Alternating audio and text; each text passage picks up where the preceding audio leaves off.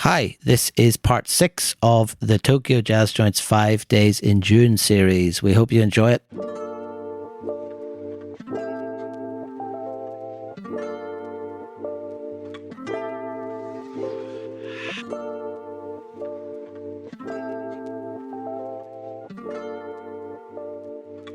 Day 4. Are we at day 4 already? Yes. I mean, it's funny because when you think day 4 of a 5-day trip, you think, well, I mean, that's we're kind of nearing the end, but in some ways, really, we were only just getting going, weren't we? Because I think probably yes. day 4 and 5 were the most intense. Well, of the 5. 100%. You know, day 4, we wake up at the lovely, if forgotten, nest. I don't recall having any breakfast. I'm sure that I had a coffee somewhere.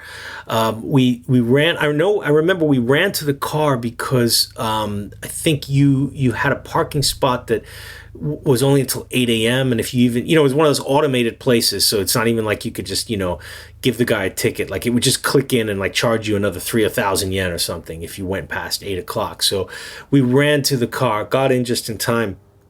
And we hit the road. And we went from Kumamoto, which is sort of in the central west of Kyushu Island. And we headed northeast into the mountains, and we were going into a prefecture called Oita-ken. And Oita-ken is very well known as being a hot springs heaven. There are probably more than 100 hot springs resorts spread around the mountains. It's a very beautiful place. People definitely go there on vacation from all around Japan. But we were driving way out into the mountains. You mentioned it earlier, towards Mount Aso, to go to a place called Woodside Basie. And Woodside Basie, it's strange. You had found this one. I had not heard of this place and didn't know what to expect when we got there. What can you say about the approach up to Woodside Basie? We often talk about some of our urban places being in the middle of nowhere, but they're still in a city. It's just a neighborhood you probably wouldn't know very well. But this was literally in the middle of nowhere. I mean, it's in the middle of the country. Yeah, I mean, I very good friend of mine, his wife is from Kumamoto, and they had no idea that this place even existed, and we were not prepared for it. It's actually part of a national park, so the big geographical draw there for tourists is Mount Aso, and it's bang, as you say, bang in the middle of that north part of Kyushu Island, in between Kumamoto and Oita, and it's listed on Google Maps as a national park. So, that already gives you an idea of the drive. So we're not at this point trolling through these kind of dimly lit alleys that remind you of the Showa period to find these little pokey jazz joints. We're on this open road. We're surrounded by greenery and mountains. And again, I think Woodside Basie was a place that we had just had nothing else than a name and a location, and turned up kind of on the, just taking a chance to see what it would be like. And it's got to be... It's far and away the most beautiful location for any jazz place possibly in the world, but certainly any place that we've been to in Japan. I mean, it is stunning. Oh, absolutely stunning, both outside and inside. I mean, it is a very large house that the owner is Mr. Suda. And Mr. Suda-san, I think it made a lot of sense after I got the story. He used to work for NHK, which is the national broadcaster of Japan. That's right. I think he was a rather high-level person at NHK Kyushu. He retired in 2006, so it would have been 12 years before we visited. And then he opened this amazing space, Woodside Basie, in his house. So that building, that structure you're seeing there is actually where he lives with his wife. But the whole interior of the first floor, and you can kind of get a feel for how high the ceiling is there from one of the pictures you took, is this big room just with like rows of chairs, the kind of chairs that you would see in a sort of a school assembly hall facing the speakers, and a slight little stage there. And you can see in between the speakers, you see those sort of like music stands that say Woodside Basie. Well, he hosted the Count Basie Big Band. the Count Basie Big Band still tours around. Obviously, the Count left us many years ago, but they still do tours, especially in Japan. And he hosted them down there, and he hosts other bands, big bands that play locally in Kyushu. So he's a big swing and big band fan. But he created this entire room basically on his own, all the sound system. I mean, it was obviously a big hobby of his. And you can see from some of the equipment that he has there that, it's more than just a casual hobby. He's an audio guy. And he's got, again, of course, needless to say, thousands of records.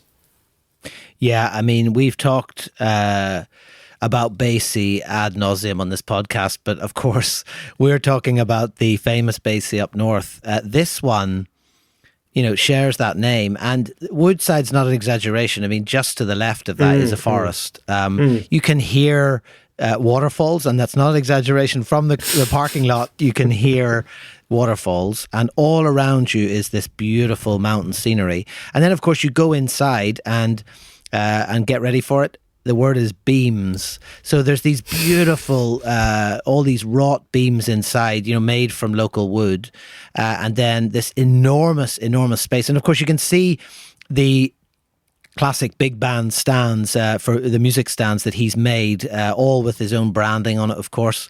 And there's enough space in there definitely to have big band concerts without a doubt. And then, of course, there's that incredible sound system. And one of my memories from that day in particular, James, was popping on those branded slippers, which is probably the only time we've come across that in any jazz place. We have put on slippers before, but never branded. And then, I mean, he was such a nice guy. I just didn't want to be, it'd be so obvious if he was missing a pair. That would have been one of those two pushy Western dudes that came in and stole it, because I was contemplating asking him to buy a pair, and then I thought, we know how it works here in Japan. He would have done the whole no, yeah, let me give you as a present, but he probably thinking inside like, shit, I paid a lot of money for these and I can't afford to. I need these because he hosts gigs where he's got 20, 30 people in the band, plus 40 or 50 people sitting in this gigantic room. And so he needs those slippers. So, I didn't want to push it, but God, I really wanted a pair of those. I mean, that was so hip. Yeah. What a wonderful, wonderful place. And, for the millionth time, only in Japan. I mean, I just couldn't imagine finding a place like this anywhere else in the middle of a forest. Well, all the furniture as well was all handmade from wood. And it was really nice because we just had one of those beautiful meditative moments, which on this trip you didn't necessarily always get, because there was, always a slight undercurrent of schedule and sometimes a bit frantic and trying to make these kind of like, key points across the day and make sure that we saw everything that we'd planned to do. But we did have the opportunity there just to sit and have a coffee. And I remember he put the speaker system on to really demonstrate the volume. He put on a Woody Shaw album in front of the speakers, and we just chilled out for half an hour. And it was just a beautiful, beautiful experience. Like, he put on a Woody Shaw album. And I remember just listening to it and thinking, looking out the window into this greenery, and thinking like, man, I mean, I've never had this experience before. Never, because every single other jazz place we'd been to had been pretty much urban. And even if it was slightly rural, it didn't have this setting. It didn't have that space, and it didn't have that view. So that was just one of a kind experience. And I believe that he is still open. Obviously not gigs going on at the moment here in Japan, but definitely still open. And I would say for sure a highlight of any trip to Kyushu. And since people do go that direction to head to that forest area and head to Oita-ken and Beppu for the hot springs, it would be a place that, if you are listening to this, you would want to stop by there 100%. Oh yeah. I mean, it's just an astonishing place. And then, once we'd moved on there, he came outside, saw us off. You can see that from the photograph, the rather unsmiling portrait I got of him. You can see your butt there just sticking out in the reflection as well, of course. Just keeping up the old Where's Wally appearance. And then we jumped back in the car and headed... I wouldn't say for an urban area, but we headed to a town, and the place that we were looking for, and I remember probably both of us were rather sneering about this because we thought almost that we'd maybe misread the katakana in some way, but in actual fact we hadn't. And the name of this place, if you can believe it, was Fun Cool. That's Funcool. That's not my accent. It was literally called Fun Cool. So probably safe to say that our expectations for this place were pretty low, weren't they? Yeah, I mean, yeah, I would say so. And yet, as always, we thought, okay, we'll give it a shot. We drove by. Unfortunately, a couple things happened. So the first was, and you can see there's only one picture there. We did not get in. There was literally nothing on that street. I mean, you can see that those shutters were down, not because the places were shut for the day. It was because those shops were empty. A problem that we've talked about before here, Philip, how so many cities around Japan have seen depopulation, and there are a lot of empty storefronts and, long forgotten shopping streets all around the country. So Fun Cool, a bit of a mystery. So you can see that the shutters are down, but the one where the stairs are is only about 2/3 down. So of course I jumped out of the car, popped my head in, shouted upstairs, and got nothing. We came back out. We're like, okay, we've got a little bit of time. Made a phone call, and unbelievably, the guy picks up the phone and he's in the hospital. He answers his cell phone from the hospital bed and says, "I'm very sorry. My health is unwell. I'm in the hospital. The shop is not open today." And so I think I was kind of just like at a loss for what to say, because that's the last thing I expected. If somebody picked up the phone, they would answer from their hospital bed. So I just said, "Oh, I'm very sorry to hear that." I tried to just go real polite Japanese, and I said, "Okay, we'll try to call you again another time." Something stupid like that.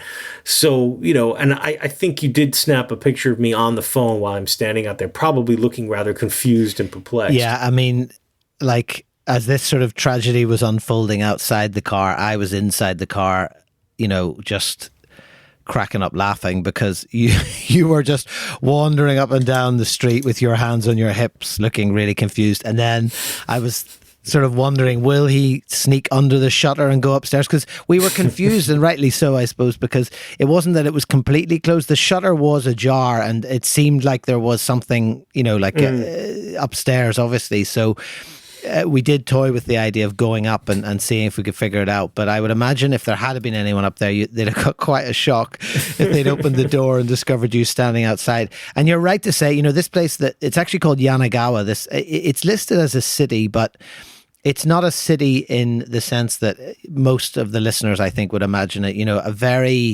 Had a very run-down, sort of decimated feel to it. If you look at the description on Google, it's described as a place being famous for its many canals, which are navigated on small boats. It's also the century-old villa of the Tachibana family, which overlooks a garden with hundreds of pine trees arranged around a rock-filled pond. But probably what we remember is just these kind of streets, fairly anonymous streets with poorly marked shops or just businesses that had closed. And with no shade, blistering sun, the heat bouncing off the concrete, and the middle of a day on a Monday, and there's just nothing happening. It's only, it's funny, it says it's 40 kilometers south of Fukuoka, which is a major metropolis, but it feels a lot more distant. It feels like a town that time has definitely passed. And oh, okay, Phillips, more breaking news, but this time some good breaking news. I'm happy we can be positive for a change. Go on then. Actually slightly sad. The owner of Fun Cool, obviously his health was very poor. He was in the hospital. He passed away about a year after we visited in 2019. However, his wife has taken over the shop and has kept it open. And I saw an absolutely lovely thing on a Japanese blog where she put a sign up on the counter that says, translated from Japanese to English, it's, "I don't know about jazz, but I will continue to open the shop. please keep coming, which is just such a sweet and kind and very sort of like Japanese humble shopkeeper way of doing it, begging the customer to please understand her lack of knowledge of the music. Totally adorable. And I so hope that that I can go back. Now, this blog had said that the wife was quite a bit younger than her husband. We don't have a picture of him. The picture of her is not young. I would estimate she's got to be mid-70s. So that would mean the guy that we spoke to on the phone was probably in his mid to late 80s at the time. It seems that Funcool had been open for a very long time, been open for 50 years. Wow. So it would have been when a time when that street in Yanagawa was probably very thriving, in the post-war period and leading up to the bubble years. And then slowly, it kind of faded away, but he kept the bar open. And it's just great that she was able to take it over. And surely that sign was more recent, though, that neon sign that wasn't switched on at the time. But just looking at that's got to be a more recent addition to the shop front, I'm sure. But it was the first of two fairly mysterious places, actually, because again, like we say, Yanagawa is this fairly anonymous city over on this coast, in between Kumamoto and Fukuoka, I suppose. But yet, even in a small place like that, there were actually two jazz places. In fact, there were three actually that we had on the list to go visit. And the second of these took us a very, very long time to find, didn't it? Because Google Maps was taking us up and down the same street, and we simply could not figure out why there was no visible physical evidence of this place existing. And of course, when we finally parked, we stopped outside a Japanese ryokan, which is a kind of a Japanese style bed and breakfast place. I suppose. It's a minshuku. Yeah, a minshuku is more like a family. Was home. It minshuku? Okay, yeah. Yeah, it was a minshuku. It's like a ryokan is a little fancier. A minshuku is more like a B&B. Yeah, it's a family run thing. But you're forgetting, Philip. Like we couldn't find it, and so we called. And the lady answered, and she said, "Oh, I'm shopping at the moment. Just wait there." And we were like, "Wait there? Wait where?" And we told her where we were, and we were like, "Yeah, it looks like this kind of like little Minshuku hotel." And she's like, "Yes, that's it." And so we were completely confused because you can kind of see in the reflection of the first picture where those cars are parked. It's a good 20, 30 feet away. We didn't see the tiny, tiny, tiny sign next to the door that says Groovy. I mean, you can barely see it, you know, if you're standing where the car park is. So Groovy is actually would you even call this place a cafe? I just think it's the public space of the B&B. It's hard to know, isn't it? I mean, we sat in the car after speaking to this lady who, came rushing back from her shopping trip because I'm guessing it's the first time, potentially ever anyone has called to be like, why is the jazz place not open? Unquestionably the first time that's happened, and without question also the first time any two foreign people would have done that. Yeah, and so then, she came back, went inside, brought us in, explained the situation, got her father and was like, there's two guys here looking to open the jazz place, and opened it up. And you can see actually from the second photograph, the Eigyochu, the business where open sign is out on the door. We went in there. It was clearly, they felt very obliged to offer us some sort of refreshment. We weren't really bothered either way, but there was this slight, we have to give them something. And clearly there hadn't been any drinks made for a fair few days. No, and I don't, because, again, the town seems so sleepy. How often do they have any guests in the guest rooms? The guy, the old fella, was in there, but do you remember what he was doing? He was making a YouTube playlist of jazz videos. I'd forgotten that. Awesome. Yeah, he had his computer up there on the counter, and he was making. Switched the screens up to the TV, and he was making an actual playlist of whatever, like 1965 Newport footage or something, And it was clear that he'd been making a lot of playlists, because I happened to look at it. So I would imagine he's long retired. retired. That's how he spends his days. And occasionally he gets two strange foreign guys coming in asking questions. Now, the actual little inn has been there for a long time. It's been there for over 50 years. The guy's name is Uchiyama-san. That was his daughter. Don't know if he had another job before that. We'd probably assume that he did, that maybe that was usually that's like the family home, and he might have been like a salaryman or something until he retired. But there was one other thing, and you did get it there in the background of your portrait of him. Do you remember when we were talking and I said, "Oh, you got like a keyboard over there?" And he said, "Oh yeah, I've got a Fender Rhodes."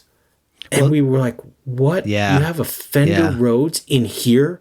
Like, and this picture is quite why? misleading, actually, because when he mentioned this at the time, it was completely covered with stuff. There was a piece of material over it. It had things sitting on top of it. And it was only when we showed how interested we were that, they started to clear the top of this keyboard. So it obviously hadn't seen the light of day for quite some time.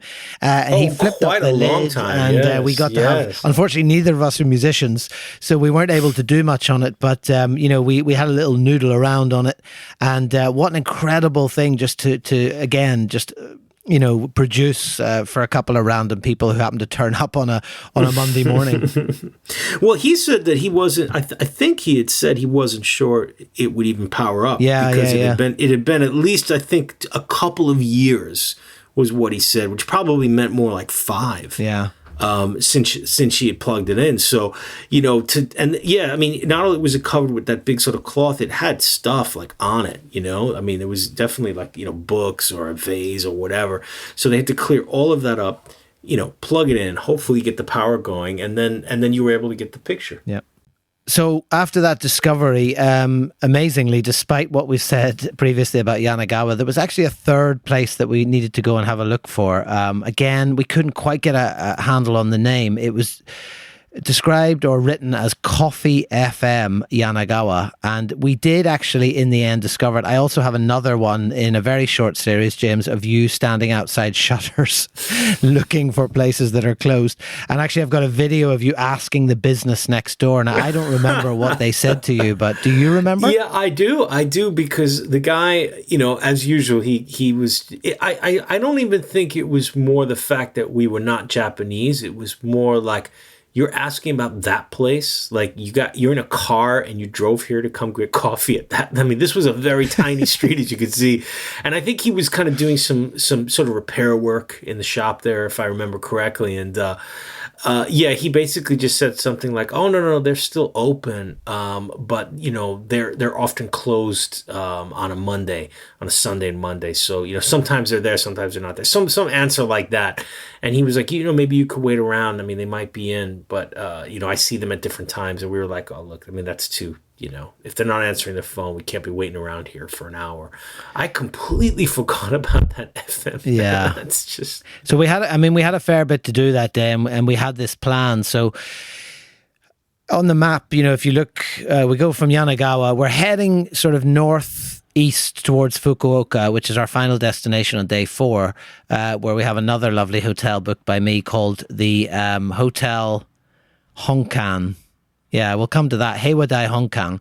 Anyway, before that, we head sort of a little bit west and slightly off. I suppose we were going in a little bit of a roundabout way, but we headed off to Saga because we knew that, again, there was at least 3 places there.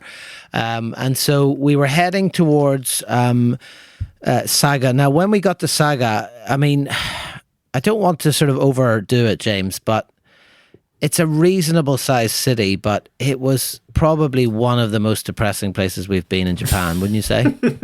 And that's counting a lot, because we spent a lot of time... I'm not going to get a job working for the Saga Tourist Board, but still. A lot of time in Saitama. But yeah, Saga City...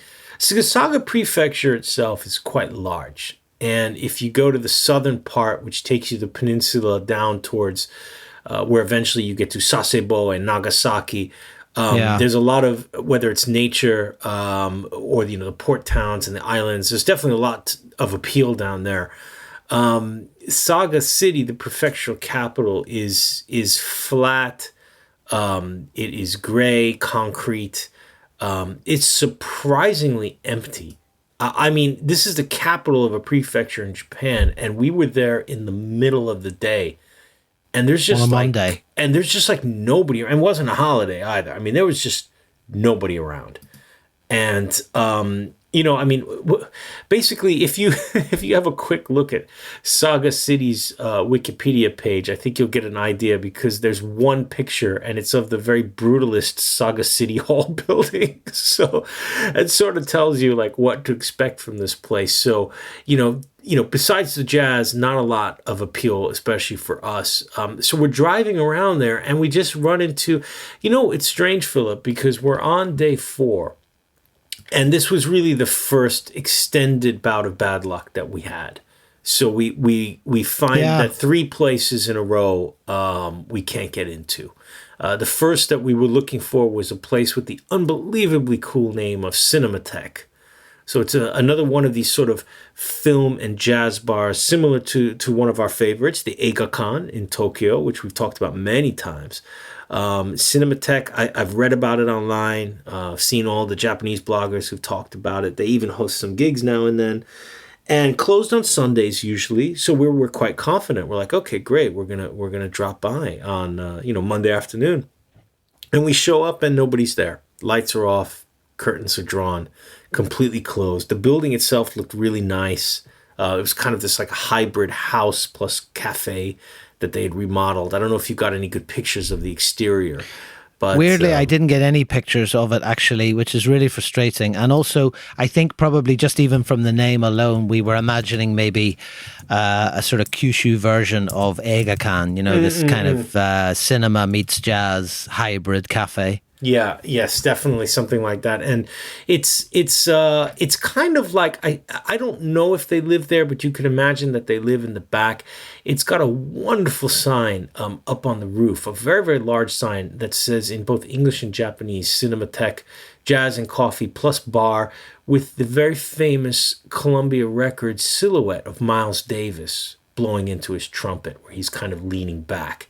Anybody listening to this podcast knows that that drawing, that silhouette. And so, completely was a kind of a place that I think would stand out for us because, as we mentioned, you're not going to find these kind of very large houses like this in the Tokyo metro area.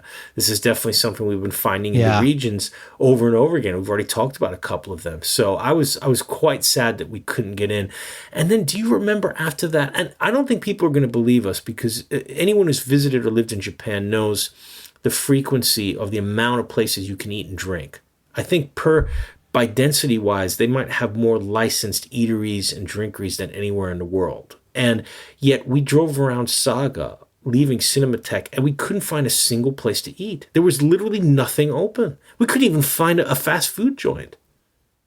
Yeah, it was bizarre. It was like, we were missing something, because like you say, I'm just looking there, there's like 200,000 people live in this city, and you can't turn around in Japan without falling over somewhere to eat, and yet we just couldn't find anywhere. And we were probably a bit frustrated as well, because it's always that thing where, like, do I just eat because I'm really hungry, or do I just push through the hunger and find somewhere that I actually want to spend money and eat in? And we'd also been to another place in Saga after Cinematheque called Rondo, and we discovered then, unfortunately, that it was open, but only from 6 p.m. And again, we had some other places on the list that day, and the distances being what they were, it wasn't really practical to drive to them towards Fukuoka and then head back just for this one Rondo place. That was definitely the day that you spent looking in through windows and doorways, because we did go to Rondo. We parked across the street. You had a quick look in and thought it looked great, but we just didn't have the time. Do you remember the sign? The sign was really striking. It's almost, I don't know, it's like half of the size of one story up to the second story, of these hands on a piano. It looks like a blown up photograph, but it's gigantic. It's got to be several meters wide and a couple meters high, with a light shining on it. It's a beautiful sign, and a pretty famous bar. Obviously the second Rondo that we've heard about. The first, definitely less famous, the one we talked about in Sapporo. But this Rondo is well known. I know people who've been there.